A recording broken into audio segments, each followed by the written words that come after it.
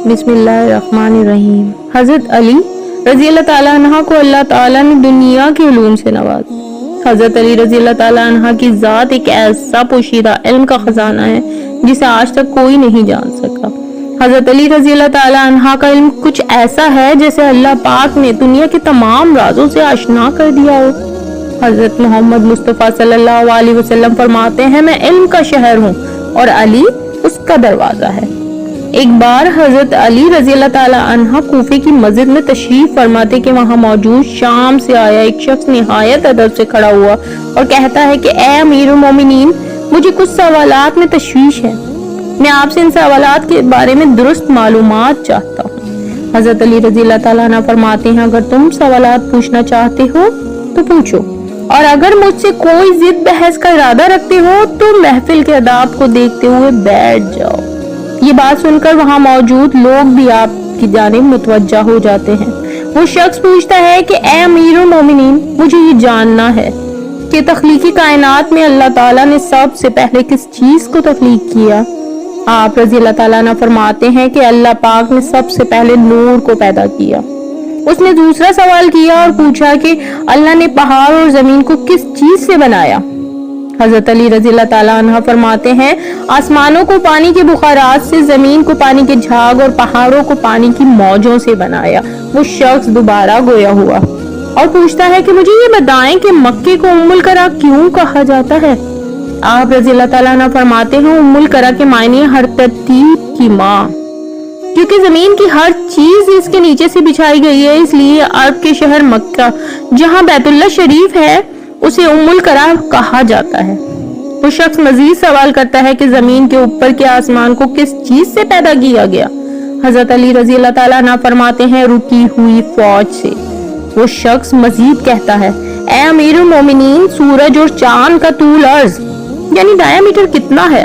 حضرت علی رضی اللہ تعالیٰ عنہ فرماتے ہیں 900 فرسخ ضرب 900 فرسخ۔ فرسخ فارسی زبان کا ادب شمار ہے، ایک فرسخ میں 10 کلومیٹر ہوتا ہے۔ اس نے اگلا سوال کیا ستارے کا طول عرض کتنا ہے؟ آپ رضی اللہ تعالیٰ عنہ نے جواب دیا 12 فرسخ ضرب 12 فرسخ۔ وہ شخص نہایت ادب سے کہتا ہے یا امیر المومنین، جیسا کہ قرآن پاک میں 7 آسمانوں کا ذکر ہے، کیا آپ ہمیں 7 آسمانوں کے نام اور ان کے رنگ بتا سکتے ہیں؟ آپ شیر خدا نے فرمایا جو آسمان زمین کے اوپر ہے اس کا نام رافع ہے اور وہ پانی کے بخارات اور دھول کا بنا ہوا ہے۔ دوسرے آسمان کا نام کیزوم ہے اور اس کا رنگ تانبے جیسا ہے۔ تیسرے آسمان کا نام مودوم ہے، اس میں ملے جلے رنگ ہیں۔ چوتھے آسمان کا نام ارفلون ہے اور اس کی رنگت بالکل چاندی جیسی ہے۔ پانچویں آسمان کا نام ہیبون ہے اور اس کی رنگت بالکل سونے جیسی ہے۔ چھٹے آسمان کا نام عروس ہے اور یہ سبز رنگ کے یاقوت کا بنا ہوا ہے، جبکہ 7ویں آسمان کا نام اجمع ہے اور یہ سفید رنگ کے موتیوں کا بنا ہوا ہے۔ وہ شخص مزید عجیب سوال کرتا ہے اور کہتا ہے کہ اے مولا علی، بیل وہ واحد جانور ہے جو کبھی آسمان کی طرف اپنا منہ نہیں اٹھاتا، ایسا کیوں ہے؟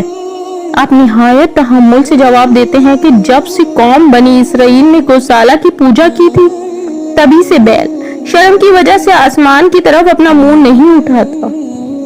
گوسالہ ایک سنہری رنگ کا خود سے بنایا ہوا بیل کا بچڑا ہے جسے موسیٰ علیہ السلام کے دور میں سامری جادوگر نے اپنی جادوئی مہارت سے بولنے اور حرکت کرنے کی طاقت دی اور موسیٰ علیہ السلام کی غیر موجودگی میں لوگوں سے اس کی پوجا کروائی۔ وہ شخص مزید پوچھتا ہے اے علی رضی اللہ تعالیٰ عنہ، آپ مجھے بتائیں وہ کون سی نبی ہیں جنہوں نے ایک وقت میں 2 بہنوں سے شادی کی؟ آپ رضی اللہ تعالیٰ عنہ نے فرمایا وہ یعقوب بنت اسحاق علیہ السلام تھے جنہوں نے ایک ہی دن میں ایک ہی وقت میں 2 سگی بہنیں ہبا اور راحیل سے نکاح کیا تھا، مگر اس کے بعد اللہ تعالیٰ نے ایک وقت میں 2 بہنوں کے ساتھ نکاح کرنے کو اسلام میں حرام قرار دے دیا۔ وہ مسافر مزید پوچھتا ہے مد و جزر کیا چیز ہے؟ آپ علیہ السلام فرماتے ہیں اللہ پاک نے سمندر پر ایک فرشتہ مقرر کر رکھا ہے، جب وہ سمندر کے پانی میں اپنا پاؤں رکھتا ہے تو مد پیدا ہوتا ہے اور جب نکالتا ہے تو جزر پیدا ہوتا ہے۔ مد و جزر سمندر کے پانی کا خود بخود بلند ہونا اور کم ہونے کے عمل کو کہتے ہیں۔ शख्स आगे पूछता है कि ये बताएं कि जिन्नात का बाप कौन है और अल्लाह पाक ने जिन्नात की तरफ किस नबी को भेजा था। हजरत अली रजी अल्लाह ताला अन्हु फरमाते हैं, जिन्नात के अजदाए आला का नाम शुमार है और उसे अल्लाह पाक ने आग के शोले से पैदा किया था और अल्लाह ताला ने जिन्नात की तरफ एक नबी को माबूस किया।